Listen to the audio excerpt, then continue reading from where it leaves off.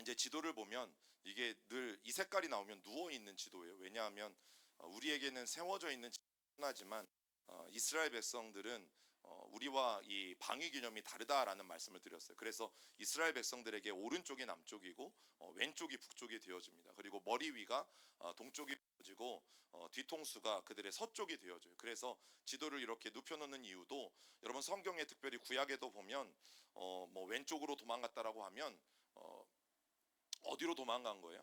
지도에서 보면 동서남북 중에 북쪽으로 도망간 거예요. 우리에게 왼쪽은 서쪽이지만 성경에서 왼쪽은 북쪽이기 때문에 불편하셔도 저 눕혀져 있는 지도를 우리가 머릿속에 계속 그려보시는 게 좋습니다. 그래서 여러분 왼쪽에 보면 북쪽에는 갈릴리 호수가 있고 바다라고도 불러요. 호수라고도 부르고 바다라고도 불러요. 이유가 뭐냐면 워낙 저 호수가 넓어요. 위에 북에서 남쪽의 길이가 약 20km가 되어지고 동에서 서의 길이가 10km 정도가 되어져요. 그리고 저 둘레가 약 20지고 또 깊이가 약 10km 이상이 돼요. 그리고 저 안에는 약 50여 종의 이 물고기들이 갈릴리의 호수에, 그리고 이 호수라고도 부르고 바다라고도 부르지만 이스라엘에는 물이 별로 없기 때문에 호수도 사실은 얌이라고 부르고 바다도 얌이라고 불러요. 그리고 그래서 호수라고 불러도 맞고 바다라고 불러도 맞고, 심지어 여러분 민물에서는 원래는 파도가 치지 않잖아요. 근데 갈릴리 이 호수에서는 파도가 칩니다. 놀랍죠? 여러분 그런 곳이 갈릴리 호수예요. 저 갈릴리 호수에서 쭉 남쪽으로 이제 강이 하나 흐르게 되어지죠. 그 강이 뭡니까? 요단강이에요. 그 요단강은 제일 남쪽에 있는 염해 사해까지 이르게 되어지는 이 강이 북에서 남으로 되어지는데, 자 이제 한 번만 더 눌러주시면, 저 빨간 글씨가 나오고 빨간 동그라미 안에 이제 오늘 이 전쟁의 배경이 되어지는 암몬 족속이 살아가는 지역이 바로 저 동쪽 지역입니다. 그리고 저 동쪽 지역에 이제 빨갛게 생겨진 이 도로가 있어요. 저 도로의 이름은 뭘까요? 왕의 대로라고 부르죠. 이스라엘 땅에는 특별히 세 개의 중요한 도로가 있다라고 말씀드렸어요. 가장 북쪽에 요단강 동편에는 저 빨간색으로 된 왕의 대로가 있고, 그 다음에 유다 산지와 이 산지를 따라서 족장의 대로가 있고, 가장 남쪽에 있는 서쪽에 있는 해변에는 해변길이라고 불리는 이 해안도로가 있어요. 그래서 이 세 도로가 굉장히 중요한 위치를 차지하게 되어지는데, 저 요단 동편 왕의 대로를 끼고 있는 암몬이라는 족속에 이제 세력이 강해지는 시기가 되었어요.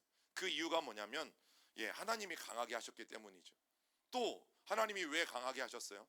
이스라엘 백성들이 하나님을 떠나서 또 우상을 섬기고 그들 마음대로 살아가는 삶을 살았기 때문이죠. 자, 이때 이제 입다라는 사람이 오늘 하나님의 영이 임하고 그가 사사로 세움을 받아요. 그런데 여러분 입다에게는 어쩌면 아킬레스건 같은 감추고 싶은 비밀이 있었어요. 그게 뭐냐면 서자라는 거예요.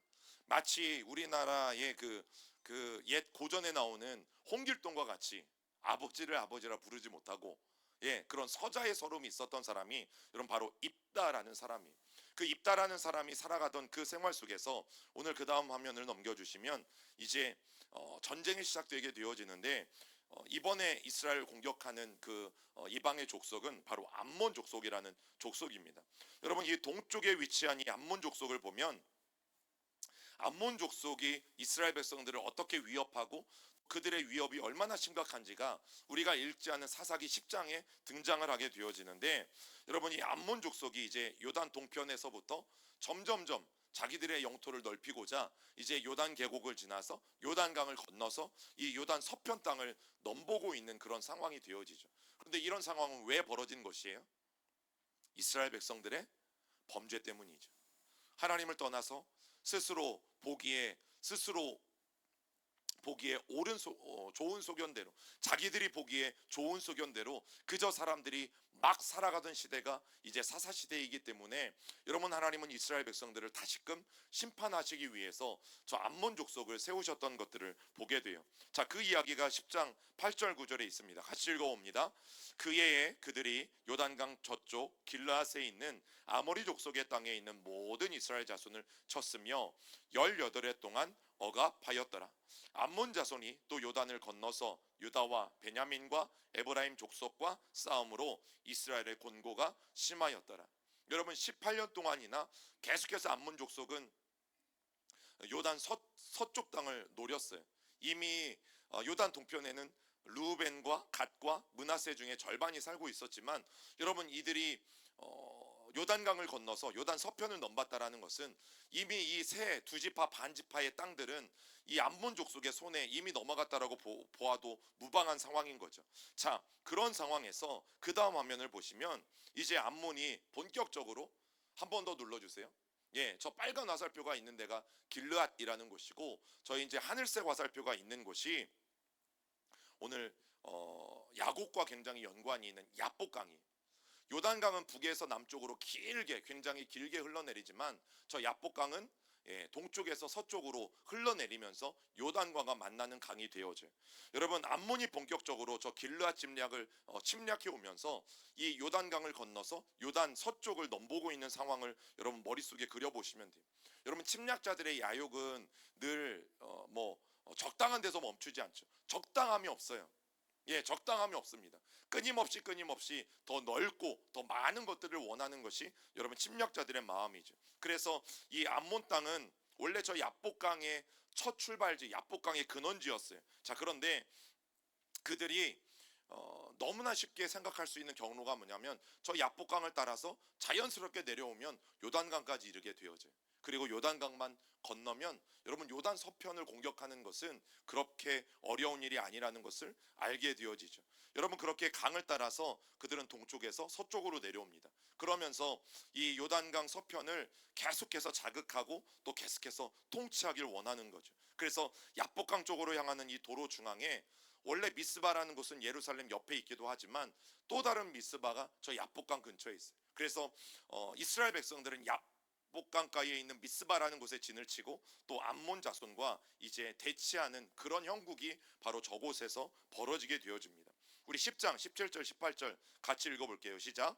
그때에 암몬 자손이 모여서 길르앗에 진을 쳤으므로 이스라엘 자손도 모여서 미스바에 진을 치고 길르앗 백성과 방백들이 서로 이르되 누가 먼저 나가서 암몬 자손과 싸움을 시작하랴. 그가 길르앗 모든 주민의 머리가 되리라 하니라. 우리가 주일날 나누었던 내용인데, 자, 문제가 벌어졌어요. 어떤 문제예요? 자, 진을 치긴 쳤어요. 서로 암몬 사람들과 이스라엘 백성들, 특별히 길르앗 사람들이 주된 어떤 주축이 되어서 이제 서로 마주보고 서 있는 형국이에요. 자, 그런데 문제가 뭐예요? 이스라엘 쪽에서는 싸움에 나갈 만한 사람이 없는 거죠.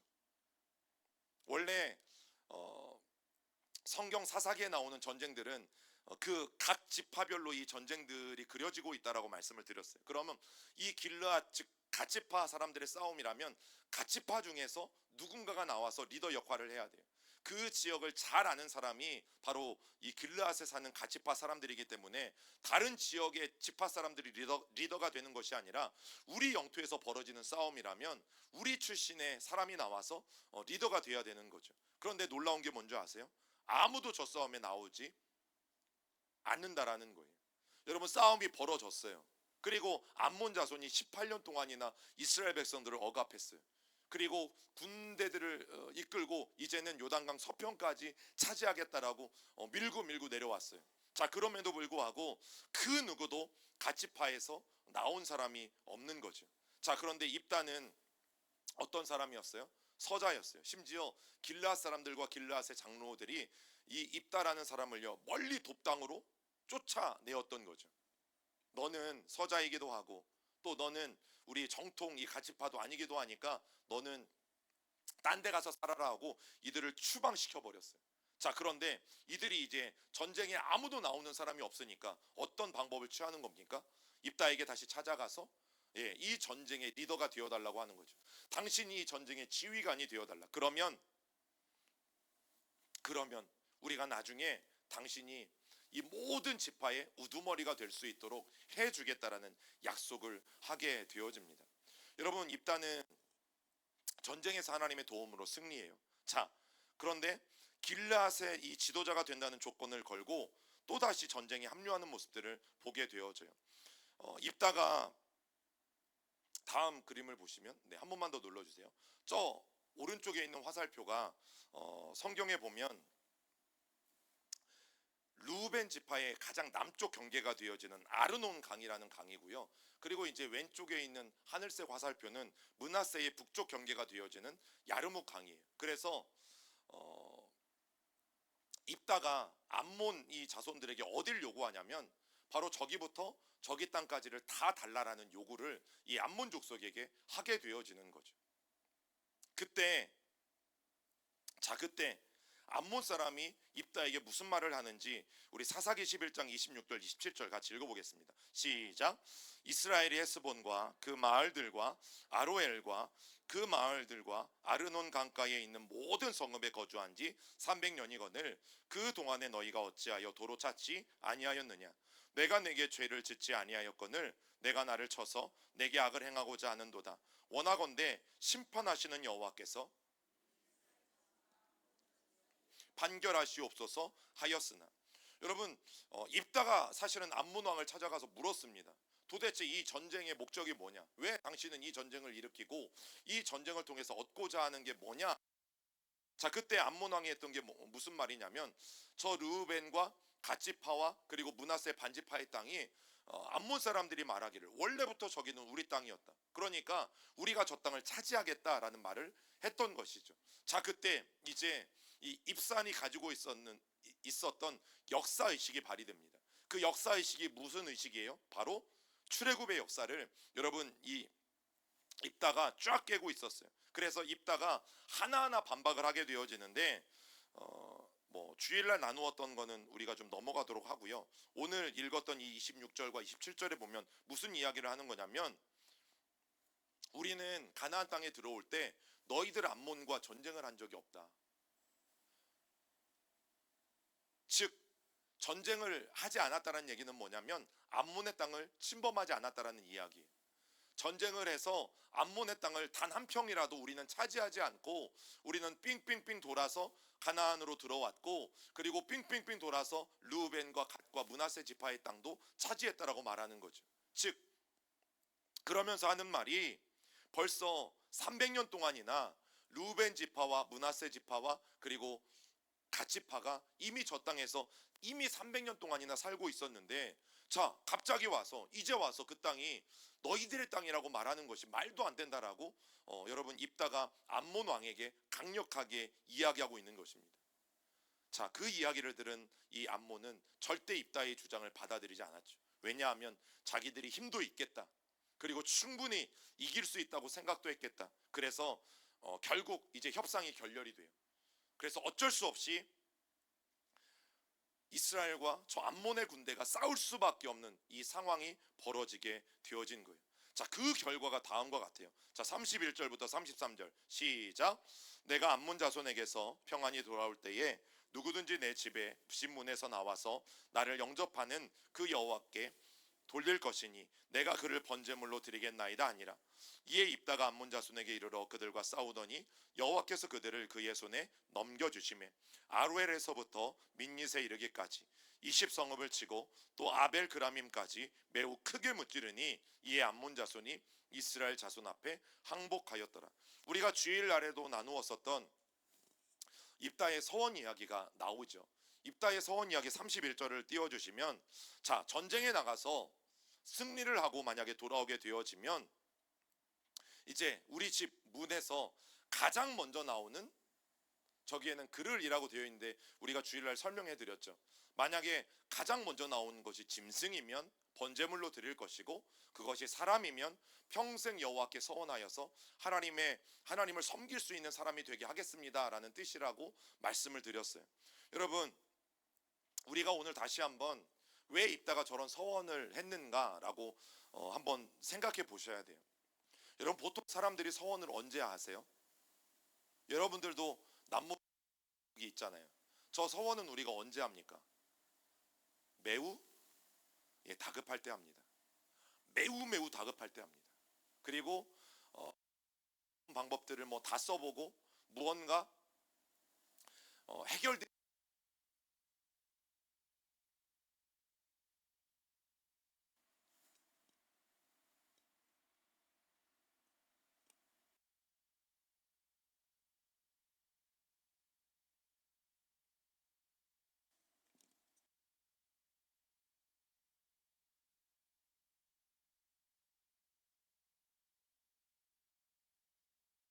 배터리를 넣기 때문에 또 배터리가 또 다 되면 또 소리가 안 나오기도 하니까.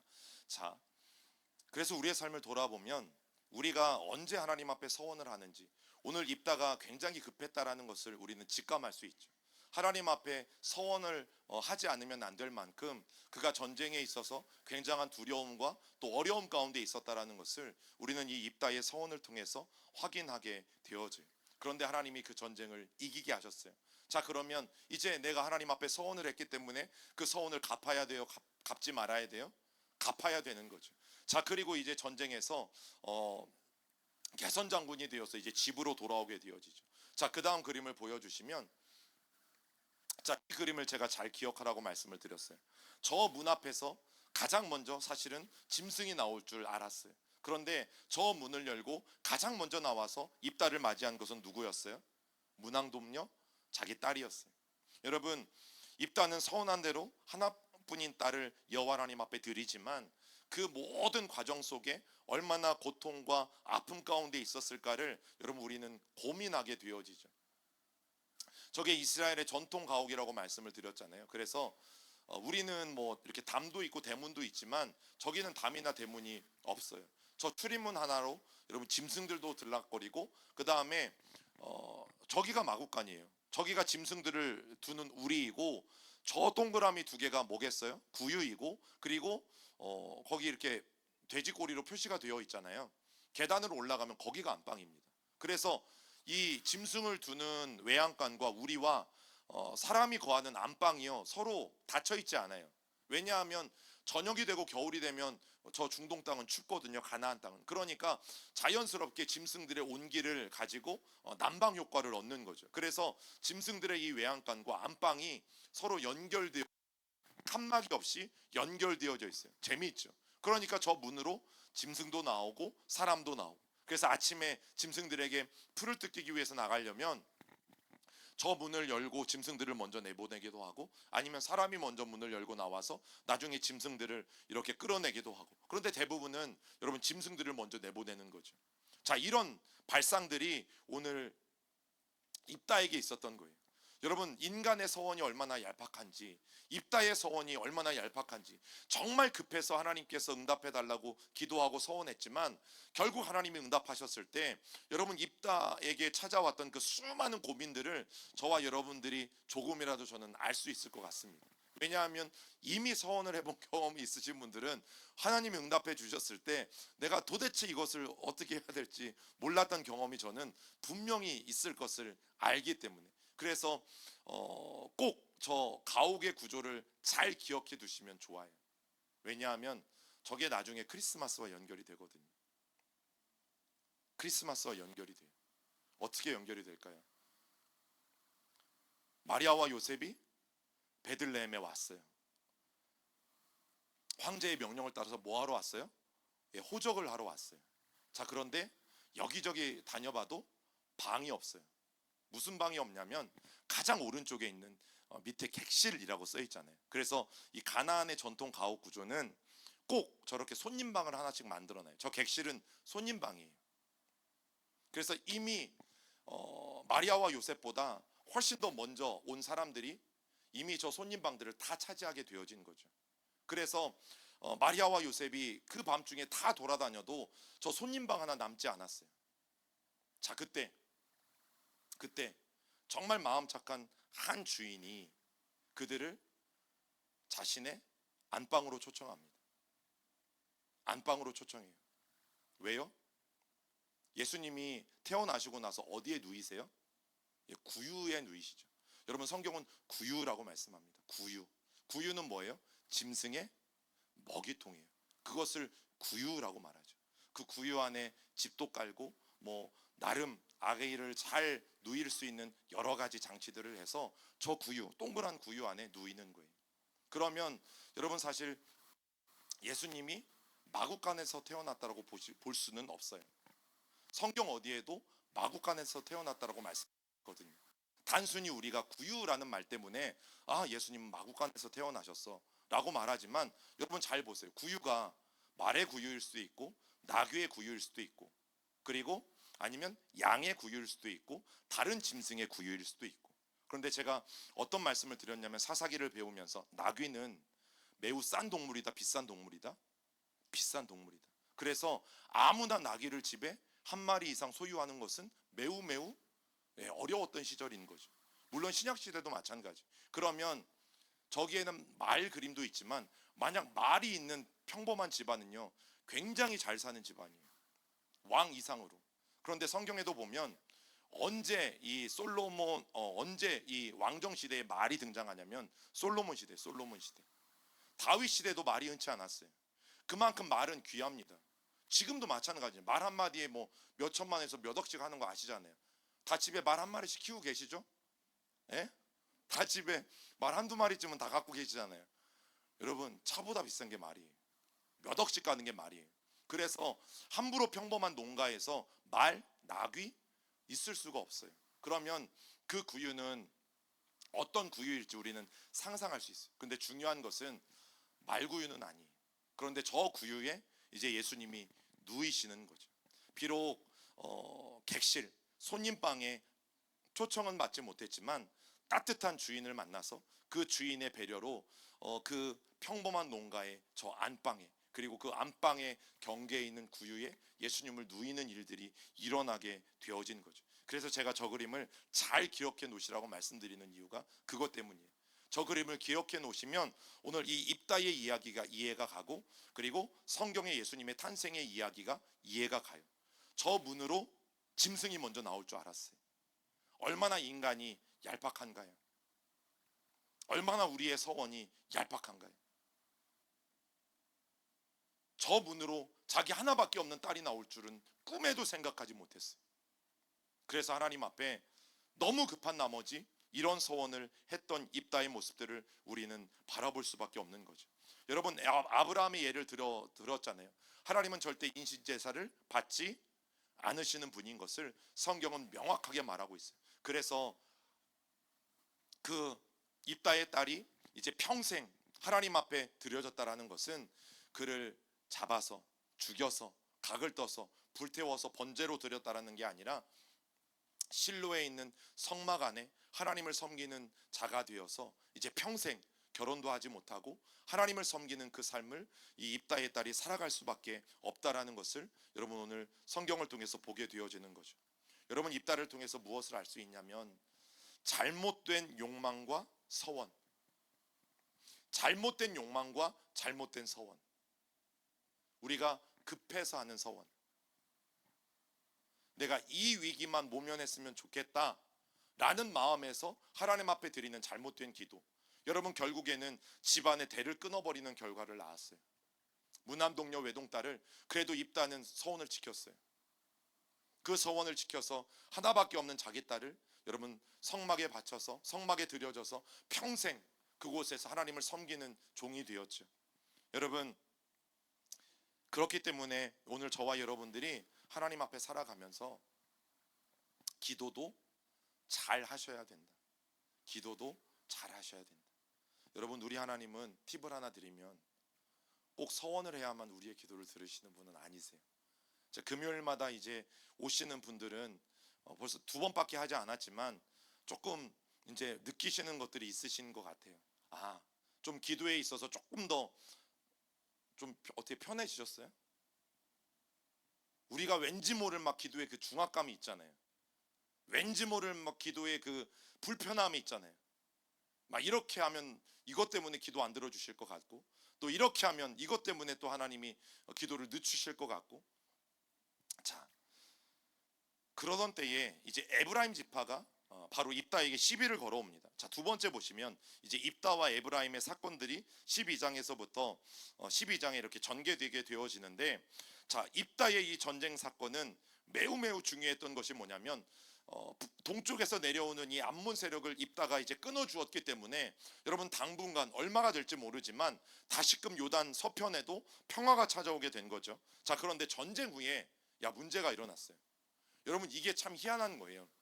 전쟁이 끝났고 암몬을 몰아냈으면 이제 평화가 찾아오고 없던 문제들이 생겨나게 되어져야 되잖아요. 그런데 그렇지 않잖아요. 여러분 일본이 물러가고 나서 또 한국 전쟁이 끝나고 나서 나라가 평안했나요? 아니죠. 또 많은 수많은 문제들이 막 발생하기 시작하는데 똑같아요. 자, 요단 동편 지파들이었던 루벤, 갓, 므낫세 중에 절반은요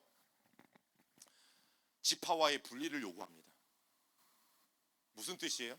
원래 12지파가 하나여야 하잖아요. 그런데 이 요단강이 문제, 요단강이. 이 요단강을 기점으로 여러분 아무리 좁은 강이라도 그 강 하나 건너서 서로 왕래하는 게 쉬운 건 아니에요. 그래서 이제 우리는 강을 건너서 이 서편까지 가기도 힘드니까 이제 우리에게 좀 독립적으로 살 수 있도록 이 공동체에서 우리를 분리해 달라는 욕구가 그 두 지파 반에게 일어나기 시작하고, 또 다시 발동한 이 에브라임 지파의 우월감, 여러분 기억나십니까? 주일날 함께 나눴던 말씀, 에브라임 지파가 끊임없이 이 12지파의 장자 노릇을 하고 싶어 했어요. 우리의 리더가 누군가? 우리의 리더가 여호수아 아닌가? 우리 에브라임 지파는 그만큼 대단한 지파인데 우리 에브라임 지파가 마땅히 12지파의 장자의 역할을 하는 것이 당연하지. 여러분 이 마음에 대해서 에브라임은 여전히 갖고 있었던 거죠. 자, 12장 1절을 같이 읽어보겠습니다. 시작. 에브라임 사람들이 모여 북쪽으로 가서 입다에게 이르되 내가 암몬 자손과 싸우러 건너갈 때에 어찌하여 우리를 불러 너와 함께 가게 하지 아니하였느냐? 우리가 반드시 너와 내 집을 불사리리라 하니. 여러분 기드온은 어떻게 했냐면 그때도 에브라임이 시비를 걸어왔잖아요. 왜 전쟁에 우리를 안 불렀냐? 여러분 기드온 때도 에브라임이 시비 걸었어요. 그때 기드온은 어떻게 했냐면 뭐 우리가 죽인 게 당신들 에브라임이 죽인 사람들보다 뭐 많기나 합니까? 그러면서 살살살 에브라임을 달랬죠. 그런데 입다는 그렇게 하지 않았어요. 당신들 소집 명령이 떨어지지 않았느냐? 암몬과 전쟁에서 분명히 이 전쟁에 참여해달라고 모든 지파에게 소식을 전하고 우리가 도움을 요청하지 않았느냐? 그런데 당신들은 전쟁에 참여하지 않았다. 그런데 이제 우리끼리 전쟁에서 다 승리하고 난 후에 나타나서 전리품을 달라고 하고 그 명분을 얻겠다고 하니까 여러분 입다는 화가 나기 시작한 거죠. 그러면서 에브라임이 요단 서편에 너희들 안전한 곳에 거하면서, 왜냐하면 지금 전쟁이 벌어졌던 곳은 어디예요? 요단강을 건너서 요단 동편 땅이었잖아요. 당신은 전쟁이 일어나지 않는 이 요단강 서편에 안전하게 거하면서 우리가 죽도록 고생하고 전쟁에서 다 이기고 나니까 이제 와서 전리품 달라고 하고 이제 와서 에브라임 지파로서 주도권을 갖고 장자의 명분을 지키려고 하는 너희들의 심보가 고약하다라고 강력하게 이야기합니다. 여러분 충분히 입다의 마음도 이해가 되죠? 근데 교회는 그러면 안 돼요. 교회 안에 이런 일들을 종종 봐요. 교회 안에도 어떤 사역을 해요. 교회 안에도 어떤 행사를 해요. 그런데 열심히 참여하는 사람들이 있고 또 하기 싫어서 참여하지 않는 사람도 있고, 분명히 있으면 안 되지만 근데 부득이하게 또 참여하지 못한 사람이 있고, 그런데 어떤 결과물을 얻었어요. 근데 그 결과물을 얻었을 때 우리의 마음이 어떤 마음이 드는지 알아요? 똑같은 마음이 들어요. 저 사람들은 참여하지 않았으니까 저 사람들은 뺍시다. 여러분 교회 안에 그런 일들이 있어요. 제가 경험해 본 일들이기 때문에 말씀드리는 거예요. 그런데 여러분 공동체는 그러면 안 돼요. 이때 열이 받은 에브라임 사람들이 하지 않아야 될 말을 4절에서 하는 겁니다. 시작. 입다가 길르앗 사람들을 다 모으고 에브라임과 싸웠으며 길르앗 사람들이 에브라임을 쳐서 무찔렀으니 이는 에브라임의 말이 너희 길르앗 사람은 본래 에브라임에서 도망한 자로서 에브라임과 므낫세 중에 있다 하였습니다. 너희들 원래 에브라임에서 도망간, 뭐 때문에 도망갔는지 모르지만 도둑질하고 강도질하고 실수하고 실패해서 죄인이어서 도망갔든 무엇 때문에 도망갔든 그 이유는 정확하게 알 수는 없지만 이 길르앗 사람들이 가지고 있는 아킬레스건을 에브라임 사람들이 건드린 거죠. 툭툭 건드려요. 정말 기분 나쁘게 그들의 말을 건드려요. 여러분 이것이 사실일 수도 있고 아닐 수도 있고, 그런데 절대 이게 뭐예요? 집안 문제는 건드리지 말아야죠. 여러분 교인들도 싸울 때 제가 교리 얘기 말씀드렸잖아요. 그냥 교리로만 가지고 변론을 하면 이게 싸움이 안 되고 문제가 안 돼요. 근데 이게 이제 뭘로 번져요? 감정 싸움으로 번지고 집안 싸움으로 번져가면 그때부터는 걷잡을 수 없는 거죠. 여러분 결국 이스라엘 지파들 간에도 이 집안 문제를 건드린 것 때문에 싸움으로 번져가기 시작하죠. 자, 지리에 밝았고 이미 전쟁을 다 치른 입다의 군대가 유리할 수밖에 없었어요. 결과도 그렇게 나왔어요. 자, 에브라임 지파가 완전히 패합니다. 여러분, 그 다음 사진을 보시면 이것도 지난번에 보여드린 거예요. 제일 오른쪽 이 푸르딩딩한 데가 사해예요. 그리고 저기가 요단강이고 배 같은 게 보이죠. 요단강 나루터를 저렇게 모자이크로 만든 거예요. 당시 요단강에는 저렇게 나루터가 있었어요. 여러분, 저 요단강 나루터를 지키는 입다의 군사들에게 이제 저곳을 건너서 지나가야만 요단강 동편으로 갈 수 있거든요. 자, 그때 하나의 테스트를 합니다. 사기 12장 5절 6절 시작. 길르앗 사람이 에브라임 사람보다 앞서 요단강 나루턱을 장악하고 에브라임 사람의 도망하는 자가 말하기를 청하건대 나를 건너가게 하라 하면 길르앗 사람이 그에게 묻기를 내가 에브라임 사람이냐 하여 그가 만일 아니라 하면 그에게 이르기를 십볼렛이라 발음하라 하여 에브라임 사람이 그렇게 바로 말하지 못하고 십볼렛이라고 발음하면 길르앗 사람이 곧 그를 잡아서 요단강 나루턱에서 죽였더라. 그때의 에브라임 사람의 죽은 자가 4만 2천 명이었더라. 자, 우리가 너무 잘 아는 쉽볼렛과 십볼렛, 이 언어 테스트를 하는 거예요. 자, 해보세요. 쉽다 할 때 쉽. 네, 그리고 십. 자, 쉽볼렛과 십볼렛. 자, 이게 뭐와 비슷하다고 말씀드렸어요? 제가 절대 지역적인 반감이 있거나 무시하는 거 아니니까 우리 경상도 분들이 자, 쌀. 네. 자, 쌀을 뭘로 발음해요? 예, 살. 이거하고 똑같은 거예요. 자, 그래서 이 길라 사람들이 먼저 요단 나루터를 점령했어요. 그리고 생김새는 같은 지파 사람들이니까 비슷비슷하잖아요. 그래서 확인할 수 있는 방법이 바로 이 단어였어요. 그래서 지나가는 사람들마다 나 에브라임 사람 아니야. 나도 너희랑 똑같은 길르앗 사람이야. 라고 말하면 이걸 시키는 거예요. 자, 해봐. 쉽볼렛. 그러면 에브라임 사람이면 뭐라고 발음할 수밖에 없는 거예요? 예, 십볼렛이라고 발음하는 거죠. 쌀 해봐. 그러면 살이라고밖에 발음할 수 없는 거예요. 여러분, 이걸 이용해서 그날 죽인 사람이 몇 명이에요? 한 지파에서 4만 2천 명이 여러분 입다의 지휘 아래 죽임을 당하는 일들이 일어나는 거죠.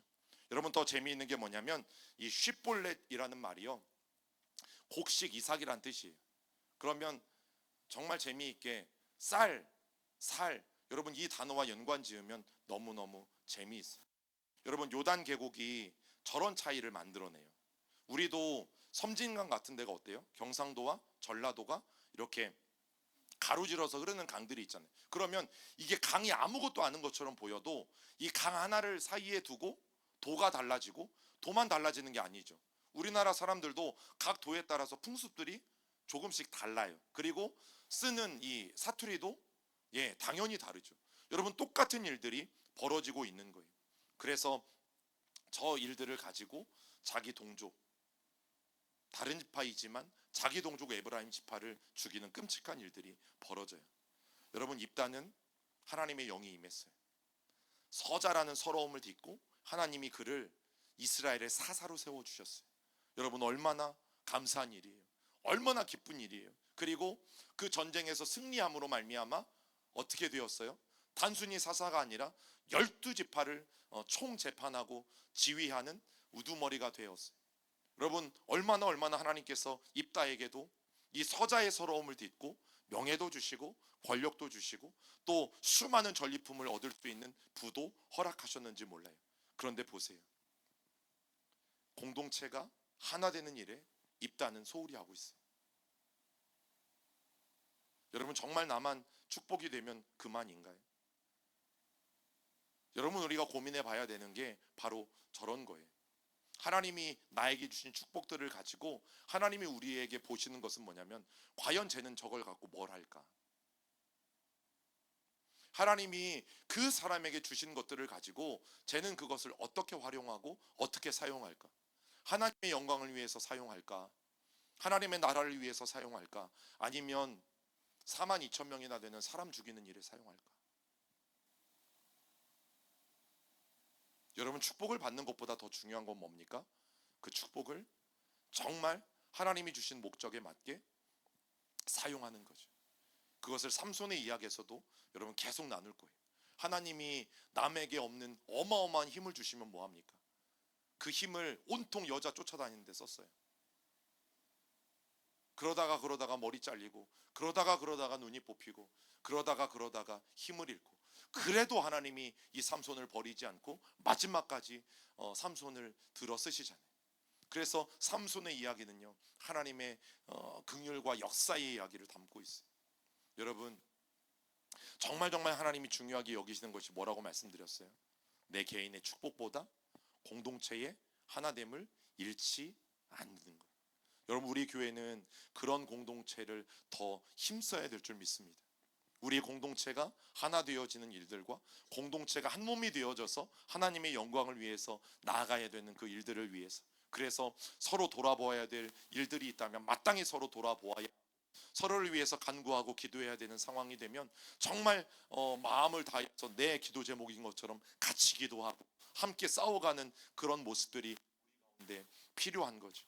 여러분, 그런 공동체는 반드시 하나님께서 축복하시고 또 하나님께서 세워가신다라는 사실입니다. 저는 여러분 한 분 한 분에게 하나님이 정말 다 주셨으면 좋겠어요. 명예도 주시고 권세도 주시고 또 복도 주시고 물질도 주시고, 그런데 더 중요한 것은 하나님이 이미 내게 주신 가지고 여러분 정말 하나님과 공동 아름답게 사용하셨으면 좋겠어요. 자, 우리 같이 찬양하고 기도하겠습니다.